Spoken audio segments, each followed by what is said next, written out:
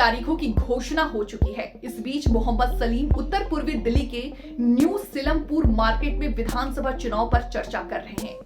त्रिकोणीय मुकाबले से खतरों से वाकिफ सलीम अल्पसंख्यक मतदाता होने के नाते 5 फरवरी को बीजेपी को रोकने के लिए शायद आप या कांग्रेस में से किसी एक को चुनेंगे। उन्होंने मुस्लिम वोटों के 2 गैर भाजपा दावेदारों के बीच बढ़ जाने की संभावना के बारे में चुटकी ली। दरअसल दिल्ली में 21.6 लाख मुसलमान विकल्पों के बारे में सोच रहे हिंदू कॉलेज में राजनीति विज्ञान के एसोसिएट प्रोफेसर विश्लेषक चंद्रचूड़ सिंह काफी हद तक निश्चिंत है कि उनके वोट किसका समर्थन करेगा। सिंह ने कहा कि ये कोई रॉकेट साइंस नहीं है कि मुसलमान बीजेपी को वोट नहीं देंगे। अगर कल चुनाव होता है तो आपके पक्ष में होने की संभावना है। हालांकि बहुत कुछ इस बात पर निर्भर करता है कि कांग्रेस अपने अभियान घोषणा पत्र और उम्मीदवारों को कैसे संगठित करती है। ये पूछे जाने पर कि क्या आपका नरम हिंदुत्व रुख मुस्लिम वोटों को प्रभावित करेगा, सिंह ने कहा कि आपका ध्यान महिलाओं और मुफ्त चीजों पर है। चूंकि पार्टी बीजेपी के प्रति सख्त है, इसलिए इससे मुस्लिम मतदाता अलग नहीं होंगे। हालांकि कांग्रेस के प्रति कुछ निष्ठाएं बदल सकती है। आबादी का 12.9% हिस्सा होने के कारण अधिकांश निर्वाचन क्षेत्रों में उनकी बड़ी संख्या राजनीतिक दलों के लिए आकर्षक है। दिल्ली के 70 विधानसभा सीटों में से 6 पर मुस्लिम समुदाय गेम चेंजर साबित हो सकते हैं। इसमें सीलमपुर में लगभग 50% मुस्लिम मतदाता हैं। इसके बाद मटिया महल में 48%, ओखला में 43%, मुस्तफाबाद 36%, बलीमारन 38%, बाबरपुर 35%। आपने 2020 के विधानसभा चुनाव में सभी 6 सीटों पर जीत हासिल की। मुस्लिम मतदाताओं के महत्वपूर्ण प्रतिशत वाले अन्य निर्वाचन क्षेत्रों में सीमापुरी, गांधीनगर, चांदनी चौक, सदर बाजार, विकासपुरी और करवल नगर शामिल है। हैदराबाद केंद्रित ऑल इंडिया मजलिस इत्तेहादुल मुस्लिमीन भी चुनाव लड़ रहे हैं। ऐसे में दोनों प्रमुख दलों की वोट शेयर में सेंध लग सकती है। 50 वर्षीय सायरा बानो, जो अपनी बेटी के साथ न्यू सीलमपुर बाजार में खरीदारी कर रही थी, ने कहा कि कांग्रेस अच्छे लोगों वाली पार्टी है, जबकि केजरीवाल ने दिल्ली के लिए अच्छा काम किया है। अगर दोनों में से कोई भी सरकार बनता है तो मुझे बहुत खुशी होगी। हालांकि बानो ने जाफराबाद में अपने घर के पास गंदे पाइप वाले पानी साफ न किए पर कचरे और ओवरफ्लो हो रहे सीवर का शिकायत किया।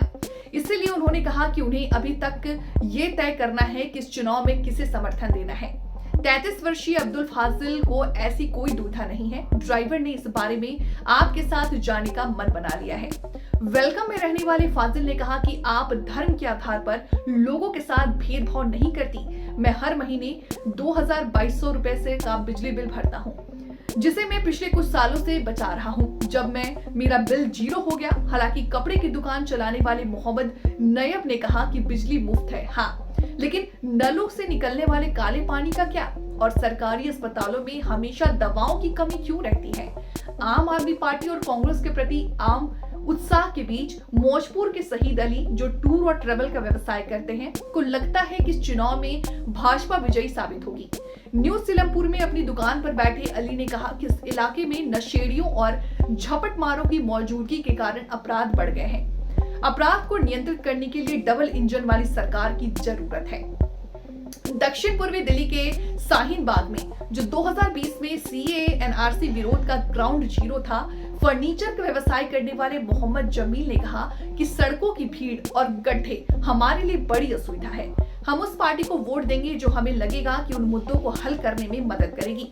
उत्तरी दिल्ली के 4 दीवारी वाले शहर में मटिया महल, बलीमारन और चांदनी चौक समुदाय के लिए मुख्य निर्वाचन क्षेत्र है।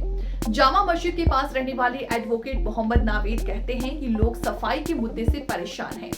आपके एमसीडी चुनाव जीतने के बाद भी कूड़े की समस्या बनी हुई है। चांदनी चौक के पार्किंग एक बड़ी समस्या है। इस बार मेरा झुकाव कांग्रेस की तरफ ज्यादा है। मटिया महल विधानसभा क्षेत्र के अंतर्गत आने वाले कूचा पंडित रोड के मोहम्मद नफीस ने भी कहा कि सिवर, गड्ढेदार सड़कें और ट्रैफिक पुराने दिल्ली की अभिशाप है। नफीस ने कहा कि पिछले 1 साल में हमने नालियों के जाम होने और गड्ढों वाली सड़कों के कारण शिविरों को ओवरफ्लो होते देखा है। अजमेरी गेट, चावड़ी बाजार मेट्रो स्टेशन, कूचा, पंडित लाल, कुआं, फतेहपुरी मस्जिद खंड ट्रैफिक के लिए एक दुस्वप्न है। उन्होंने कहा कि जैसे जैसे मतदान नजदीक आता जाएगा, मुस्लिम मतदाताओं के लिए यह स्पष्ट होता जाएगा कि दोनों पसंदीदा पार्टियों में से कौन सा उम्मीदवार मजबूत है।